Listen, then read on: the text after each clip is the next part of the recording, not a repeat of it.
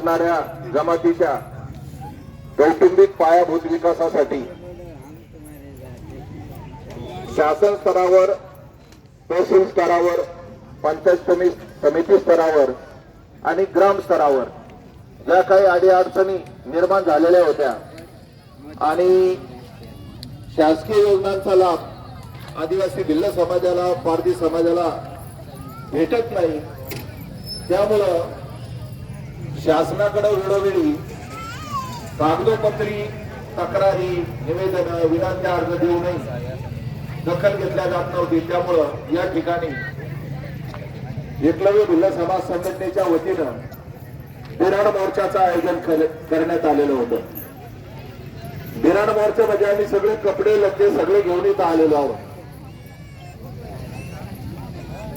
पीठ, मीठ, मिरची सगळं आणलेलं आहे. आता शासन जर आमचं ऐकत नसेल तर आम्हाला शासनाला आमचं म्हणणं पोहोचवण्यासाठी काहीतरी हातपाय हलावा लागेल. म्हणून आज आम्ही ठरवलं होतं का या ठिकाणी स्वयंपाकाला सुरुवात करायची. आम्ही चहाला सुरुवात केली. चहा तयार करून तहसील कार्यालयाच्या आवारात चहा तयार करून आम्ही तहसीलदार साहेबांना पोहोचवला का चहा घेऊन बघा कसा आदिवासींनी चहा तयार केला. आता पुढचं आमचं भूक लागली म्हणून आता आम्ही भाकरी तयार करणार होतो. आणि भाकरी काय आम्ही कोयड्या खाणार नाही, कोयड्या भाकरी आम्हाला काय जाणार नाही. म्हणून आम्ही बोंबलाची चटणी, सुकटाची चटणी या सगळा बंदोबस्त करून आलो होतो. आता त्याला इलाज नाही, भिलाय त्यांच्या पद्धतीनं राहणार. म्हणून ही सगळी तयारी करून आम्ही इथं आलो होतो. आणि आम्हाला तिखट खायची सवय, त्याच्यामुळे आम्ही इथं मिरच्याच बनवणार होतो. आम्ही ठसके घेणार होतो ना अधिकाऱ्याला बी ठसके देणार होतो. परंतु आमची जी मागणी होती, आमच्या ज्या प्रमुख मुद्दे होते ते शासनाने ऐकले. या ठिकाणी नायब तहसीलदार साहेब यांनी येऊन चर्चा केली, बीडीओनी चर्चा केली, त्यांच्या वरिष्ठ अधिकाऱ्यांनी, कनिष्ठ अधिकाऱ्यांनी येऊन चर्चा केली आणि आपल्याला लेखी स्वरूपात त्यांनी दिलं का आदिवासी समाजाला रेशन कार्ड आम्ही देऊ, आदिवासी समाजाला आम्ही जातीचे प्रमाणपत्र देऊ, आदिवासी समाजाला जातीचे प्रमाणपत्र मिळण्यासाठी ग्राम स्तरावर त्याचा ठराव करू, रेशन कार्ड मिळण्यासाठी ग्राम स्तरावर ठराव करू, राहण्यासाठी घरकुल नाही, जागा नाही तर त्या संबंधित जागेचे पंचनामे करू, पंचनामे करून त्या जागा आदिवासी समाजाच्या नावावर करू आणि त्या ठिकाणी घरकुलासारखी योजना आम्ही देऊ. म्हणजे जे आपलं म्हणणं होतं ते शासनाने ऐकून घेतलं, त्या संबंधामध्ये आपल्याला लेखी खुलासा करून दिलेला आहे. हा जर लेखी खुलासा नसता तर आपलं आंदोलन लांबलं असतं. मग इथं इलेक्शन होस तर आपण इथंच आपल्या भाकरीनी इथंच कालवण, इथंच मासे, इथंच मच्छी, हे सगळं इथंच झालं असतं. आम्ही सोडलं नाही. आम्ही ती पूर्ण तयारी करून आलो होतो. जर दिल्लीच्या सीमेवर शेतकरी 6-6 महिने 2-2 वर्ष बसत आहेत, न्याय मिळवण्यासाठी, अन्यायकारक कायदे रद्द होण्यासाठी, तसाच आम्ही निश्चय केला होता का काही जरी झालं तरी इथून 6 महिने हलायचंच नाही. परंतु शासनाने त्याची दखल घेतली आणि दखलमध्ये आपल्याला आश्वासन दिलं की आम्ही लवकरात लवकर ही कारवाई करून सगळ्यांना न्याय देऊ. आता शासनाने त्यांच्या पद्धतीनं केलं, पण आता आपल्या पद्धतीनं जर कुपन काढवणी असं तर त्याला उत्पन्नाचा दाखला लागेल. तुम्हाला तलाठी ऑफिसला जावं लागेल. तलाठी येणार ना, तुम्हाला जावं लागेल. कुपन काढवणी आधार कार्ड लागेल. तर आधार कार्डासाठी कॅम्प लावणी असं तर तुम्हाला जावं लागेल. नाही तर तुम्ही म्हणणार ना ना गारान मग त्याला पाठी द्या आणि आम्ही उगता लिहित आता उगता काढवानी असं आम्हाला काही ना काम असं असा चालवानी ना हा असा चालवानी ना आपला काम असं आपला काम करण्यासाठी आपल्याला ऑफिस मध्ये जावं लागेल. आता दुसरा मुद्दा असा असं का आपल्या कुटुंबाने विकासासाठी अमुक बचत गट करत राहील तर आपल्या जेवढ्या महिला शिक्या त्याला सगळ्यांना एकत्र करवानी त्यांना गट करवानी तो गट चालवा लागेल. आता आदिवासी विकास विभागाकडे तुमच्या आमच्या विकासासाठी कोट्यावधी रुपये आहेत. 2022-23च्या आदिवासी बजेटमधून 14,462 कोटी रुपये आपले मागे गेले. का मागे गेले? तुम्ही कधी कागदच दिला नाही त्यांना आम्हाला काहीतरी द्या म्हणून. त्याचा परिणाम असा का ते पैसे मागले आणि माग पैसे पाठवून ते पुढं लेकीला वाटले का पुढं रस्त्याला वाटले का शेतकऱ्या वाटले का काय केले त्यांनी ते सगळे चावून खाल्ले. पुढाऱ्यांनी सगळे चावून खाल्ले. जे तुम्हाला मिळायला पाहिजे होते ते दुसऱ्याने चावून खाल्ले. म्हणून आपल्यामध्ये जागृती येणं गरजेचं आहे. आणि जागृती कशी येते? जागृती ही शिक्षणाने येते. आदिवासी समाजाच्या मुलांना शिक्षण मोफत आहे, स्कॉलरशिप आहे. आपले मुलं तुम्ही शाळेत घातले पाहिजे. आपले मुलं शाळेत घातले पाहिजे. का शाळेत घातले पाहिजे त्याचं उदाहरण सांगतो. मी महाराष्ट्रात फिरत असताना काही प्रमुख गोष्टी निदर्शनास आल्या. काय गोष्टी निदर्शनास आल्या? का भिलाचा माणूस बंगला का बांधत नाही, पारध्याचा माणूस बंगला का बांधत नाही, भिलाचा माणूस 50-50 लाख रुपये का म्हणून बँकेत टाकीत नाही, पारध्याचा माणूस 50-50 लाख रुपये बँकेत का टाकत नाही, भिलाचा माणूस 4 चाक्या गाड्या घेऊन का म्हणून हिंडत नाही, पारध्याचा माणूस 4 चाक्या गाड्या घेऊन का म्हणून हिंडत नाही, पारध्याचा माणूस कलेक्टर का म्हणून होत नाही, भिलाचा माणूस कलेक्टर का होत नाही, एखादा अधिकारी का होत नाही, याचा सगळा अभ्यास केला.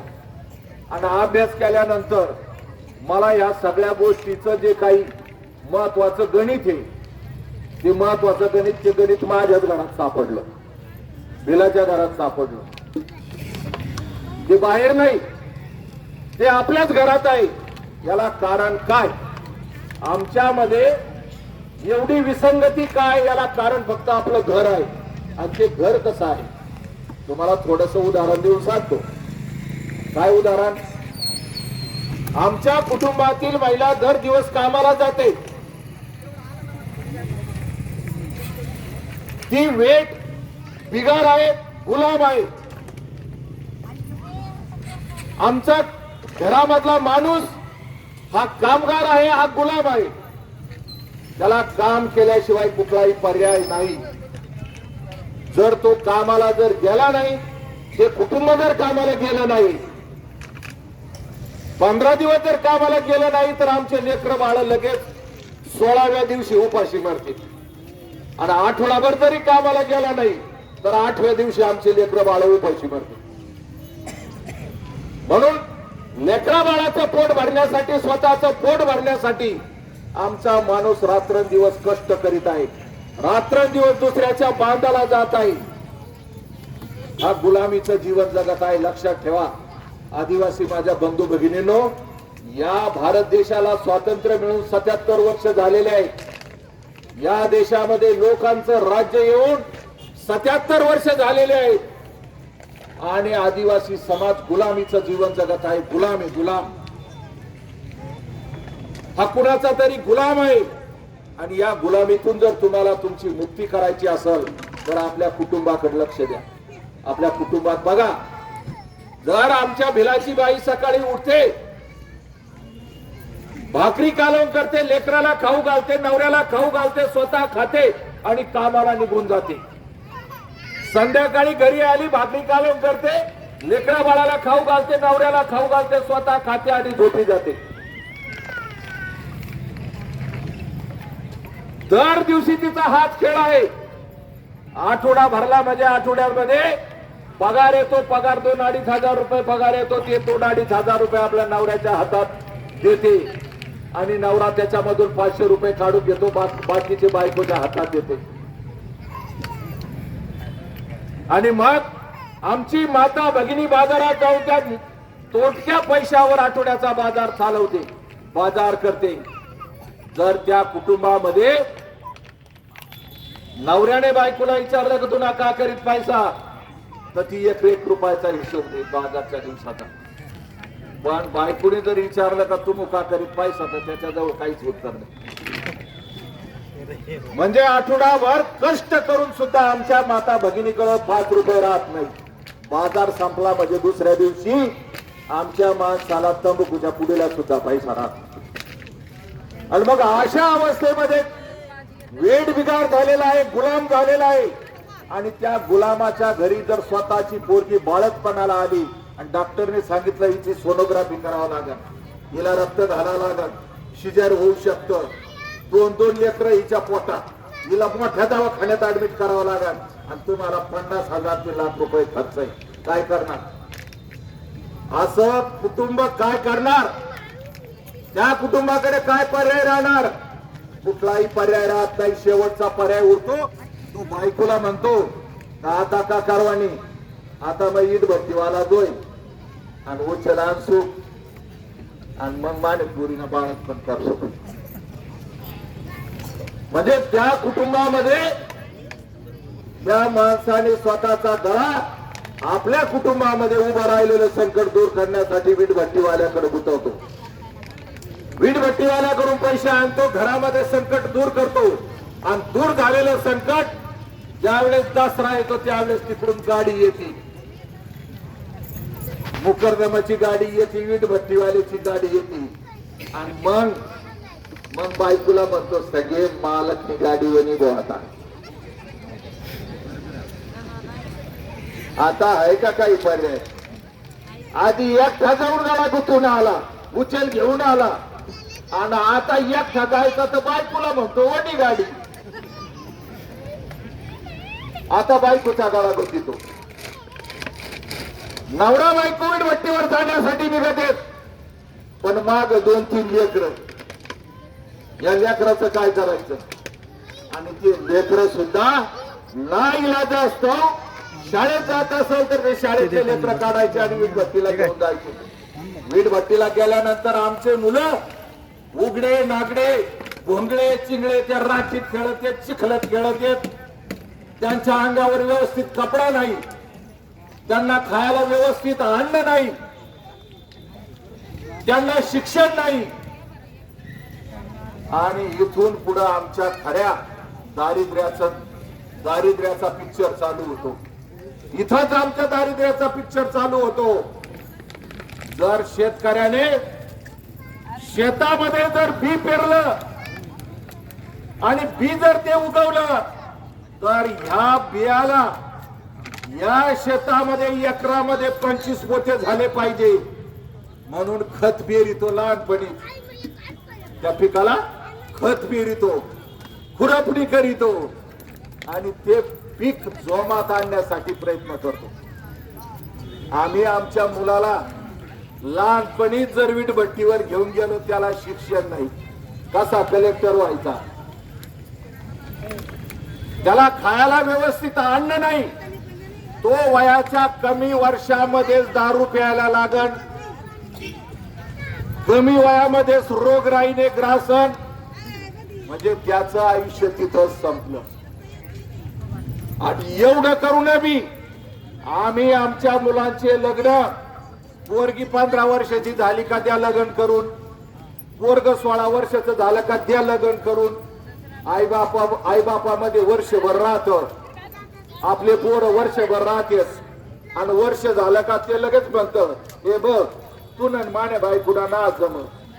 मैवाईली खाय आहे का काय घरामध्ये काय आहे? वायली निघाला तर 4 खापरं सुद्धा वाट्याला येणार नाही. वाशे उपसले तर 4 वाशे सुद्धा वाट्याला येणार नाही. आणि वायली निघून काय तो तिथं गायरानात काय परत बंगला बांधणार आहे का? इथून आमच्या दारिद्र्याची खरी सत्व परीक्षा सुरू होती. आम्ही आमच्या मुलांचे लग्न योग्य वयामध्ये केले पाहिजे. आम्ही आमच्या मुलांना शिक्षण दिलं पाहिजे. आम्ही आमच्या मुलांना योग्य मार्गाने लावलं पाहिजे. आम्ही आमच्या मुलावर योग्य संस्कार केले पाहिजे. तुमच्या आमच्या विकासासाठी आदिवासी विकास विभागाकडे हजारोच्या कोटीच्या योजना पडलेल्या आहेत. परंतु तुम्ही आम्ही त्याकडे लक्ष देत नाही. तुम्ही आम्ही डोळे झाकून राहतो. नाही ते रेशन कार्ड हे जातीचे दाखले 2006 पासून आम्ही वाटितोय. किती? 2006 पासून दर 2-3 वर्षाला मुदत वाढवा म्हणून पत्र पाठवायचं. आयुक्ताला पाठवा, सचिवाला पाठवा, मंत्र्याला पाठवा. 2023 पर्यंत सुद्धा त्याला मुदत होती. आता पुन्हा पत्र लिहिलंय सचिवाला का आदिवासीला घरपोच जातीचा दाखला झाला पाहिजे, रेशन कार्ड मिळालं पाहिजे, आमच्या महिलांना जातीचे दाखले मिळाले पाहिजे. पुन्हा पत्र लिहिलं. म्हणजे तुमच्या आमच्या विकासासाठी अडसर करणाऱ्या ज्या गोष्टी आहेत त्या गोष्टी आपण पूर्ण करीत नाही आणि इथं कागदाचा खेळ असतो. म्हणून मी तुम्हाला सर्वांना विनंती करतो का तुम्ही कॅम्पच्या माध्यमातून जागृती निर्माण करा. लोकाला लोक जोडा. आदिवासी विकास विभागाला हजारो कोटीच्या योजना पडलेल्या आहेत. या ठिकाणी 500 कोटीची योजना केलेली आहे. किती? 500 कोटीची योजना केलेली आहे. चांगला ग्रॅज्युएट फॉर आहे त्याला म्हणा लिहि बरं इथं 500 कोटी. कागदावर किती शून्य आहे त्याच्यावर लिहाता येणार नाही. एवढा पैसा आहे. तुम्ही जागृत व्हा. तुम्हाला घरपोच जातीचे दाखले मिळतील. आम्ही त्यासाठी भक्कम आहे. अधिकाऱ्याला तुमच्यापर्यंत आणण्यात आम्ही यशस्वी. जर तुमच्यासाठी अधिकारी ऐकत नसाल तर आम्ही त्याचे पाय धरू. आम्ही त्याचे पाय धरू. आणि पाय धरून जरी नसलं ऐकत तर आम्ही पाय धरून आपटू. तोंड काळ केल्याशिवाय सोडणार नाही. म्हणून त्याची काळजी करू नका. त्याची काळजी करू नका. आम्ही भक्कम आहोत. आम्ही आमच्या पद्धतीनं आम्ही योग्य मार्गावर आहे. आम्ही जरी वकिलाचा कोर्स केलेला नसला, वकिलाचा टाय गळ्यात नसला तरी बी आम्ही बिडी पेटून त्यांच्या हातात देणारी माणसं पिदबाई एवढे कायदे आम्ही सांगू शकतो त्यांना.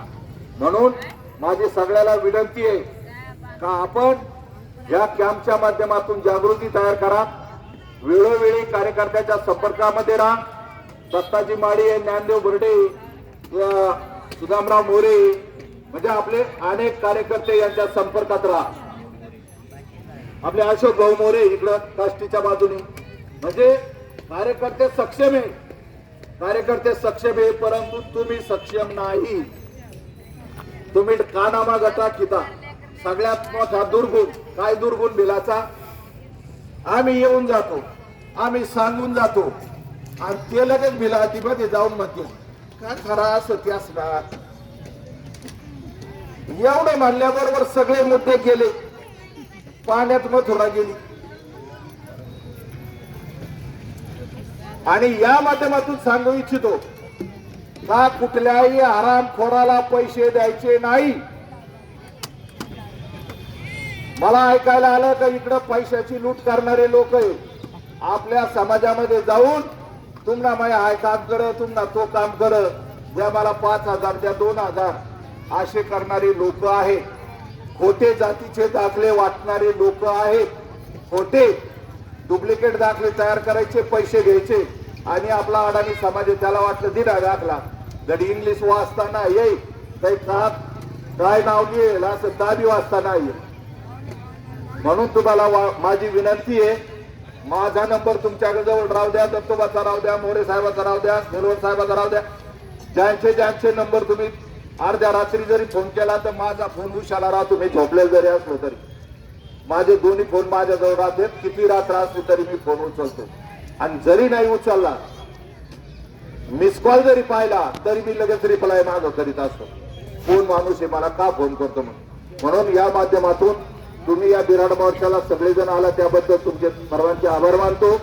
आणि या कार्यक्रमाला ज्या ज्या कार्यकर्त्यांनी भेटी दिल्या, पाठिंबा दिला, त्या सर्वांचे मी हार्दिक अभिनंदन करतो. आणि आपलं बिराड मोर्चाला लेखी आश्वासन देऊन, तोंडी आश्वासन देऊन जे जे अधिकारी या ठिकाणी उपस्थित होऊन गेले आणि आपलं आंदोलन स्थगित करण्याची विनंती केली, त्यांच्या विनंतीला मान देऊन आज या ठिकाणी आपलं आंदोलन स्थगित झालं अशी घोषणा करतो. आणि आपलं आंदोलन संपलं, सर्वांनी जाताना व्यवस्थित घरी जावं अशी सर्वांना विनंती करताना थांबतो. जय हिंद, जय एकलव्य. धन्यवाद.